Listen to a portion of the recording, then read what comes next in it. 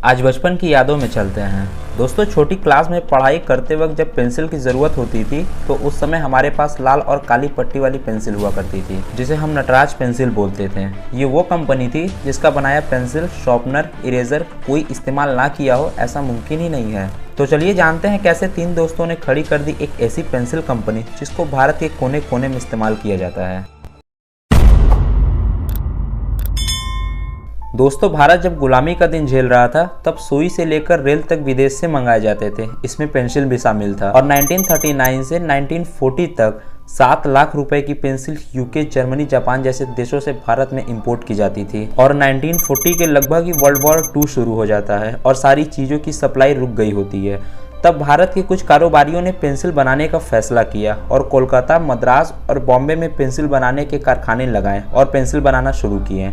लेकिन जो भारत में पेंसिल बनाया जाता था वो लोगों को पसंद नहीं आता था, क्योंकि वो पेंसिल काफ़ी ज़्यादा कमज़ोर हुआ करते थे। उस समय भारत के पास अदर देशों के मुकाबले वैसी टेक्नोलॉजी नहीं थी और वो युद्ध से जूझ रहे थे। ऐसे में भी वो प्रयास किए और पेंसिल बनाए और तब तक 1945 में वर्ल्ड वॉर 2 खत्म हो जाता है और फिर से विदेशों से सारे सामान सप्लाई होने शुरू हो जाते हैं। इसीलिए भारत में बनाए जाने वाली पेंसिल का व्यापार चौपट हो जाता है। तब सभी पेंसिल बनाने वाली कंपनियों ने सरकार से मदद मांगी और सरकार ने विदेश से आने वाले पेंसिलों के इंपोर्ट पर कुछ रूल लगा दिए, जिसके बाद भारत में पेंसिल बनाने वाले कंपनियों के पास एक गोल्डन अपॉर्चुनिटी आया उन्हें बाजार में वापस अपना कदम जमाने का। फिर भी भारत में बनने वाली पेंसिलों में कोई सुधार नहीं हुआ, वो पहले जैसे ही कमजोर थी और काफी महंगी थी।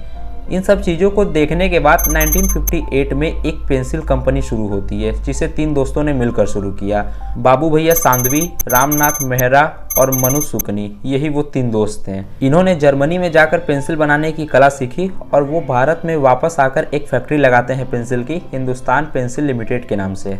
उस फैक्ट्री में पेंसिल बनाने के लिए पहले लकड़ी को लंबा आकार देकर उसे फिनिशिंग देते थे और उसके बाद उस लकड़ी के रोल को बीच से फाड़ देते थे और ग्रेफाइट को 20 नैनोमीटर की मोटाई के साथ उसे भी पेंसिल के रोल की लंबाई जितना ही कर देते हैं और पेंसिल की फाड़ के बीच में ग्रेफाइट के बने नीब को सेट करने के लिए जगह बना लेते हैं और उस ग्रेफाइट की नीब को रखकर ग्लू लगा देते हैं और एक मशीन की हेल्प से उस फटे हुए लकड़ी को अच्छे से चिपका देते हैं। जिसके बाद जब वो सूख जाता है तब उसे रेड कलर से कलर कर देते हैं और उसी पर एक ब्लैक कलर की पट्टी बना देते हैं और लिख देते हैं नटराज। हालांकि बहुत ही ज़्यादा मजबूत तो नहीं थी इनकी पेंसिल, लेकिन और कंपनी की पेंसिलों के मुकाबले बेहतर थी ये पेंसिल। और नटराज पेंसिल में जो ग्रेफाइट डालते हैं वो चट्टानों में जमे कार्बन से बनता है। इसके अलावा इसमें और भी कुछ चीज़ें मिलाई जाती हैं तब ये ग्रेफाइट बनता है।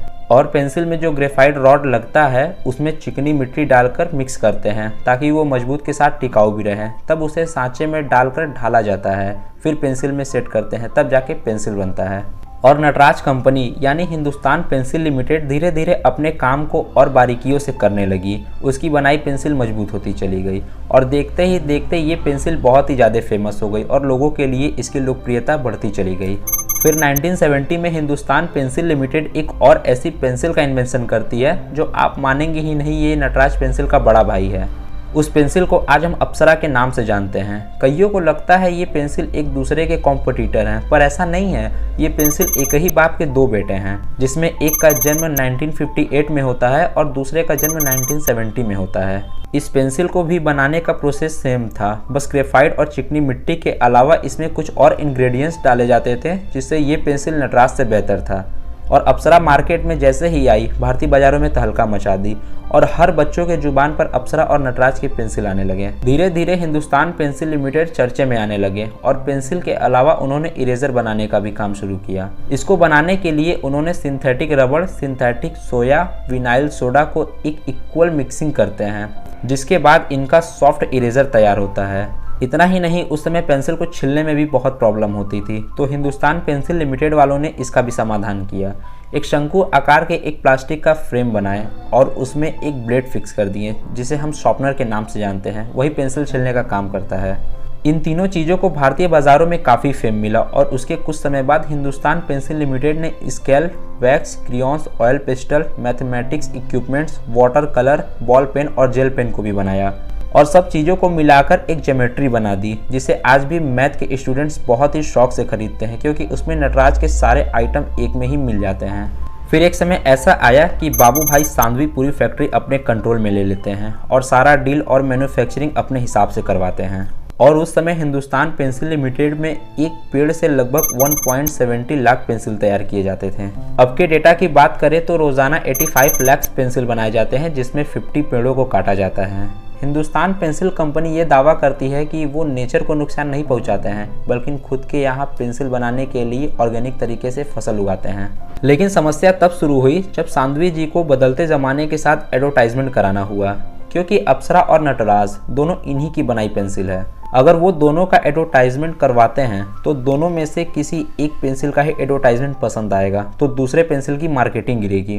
तब उन्होंने एक रणनीति बनाई और दोनों पेंसिलों का प्रचार करवाया और दोनों पेंसिलों को अपने जगह बेस्ट साबित किया। जैसे कि नटराज का टैगलाइन था फिर से चैंपियन, यानी ये पेंसिल एक चैंपियन है और चैंपियन के साथ लचीला भी है। वहीं अप्सरा का टैगलाइन था 5 मार्क्स एक्स्ट्रा, यानी कि ये पेंसिल इस चीज़ का प्रतीक था कि ये चलने में इतना बेहतरीन है, इससे 5 मार्क्स एक्स्ट्रा लेके आओगे। साथ ही इस पेंसिल को प्रीमियम पेंसिल साबित किया। इससे फायदा ये हुआ कि गरीब लोगों की पसंद नटराज और अमीर लोगों की पसंद अप्सरा बन गई और दोनों ही कंपनी अच्छा परफॉर्म की। इसके बाद हिंदुस्तान पेंसिल लिमिटेड ने अपने प्रोडक्ट्स को ग्लोबल लेवल पर एक्सपोर्ट करना शुरू किया, जिसका फायदा ये हुआ कि आज हिंदुस्तान पेंसिल लिमिटेड 50 देशों में अपने प्रोडक्ट को बेच रही है। तो आपका क्या कहना है दोस्तों, आप कमेंट सेक्शन में ज़रूर बताएं। बाकी मिलते हैं किसी और नए वीडियो में।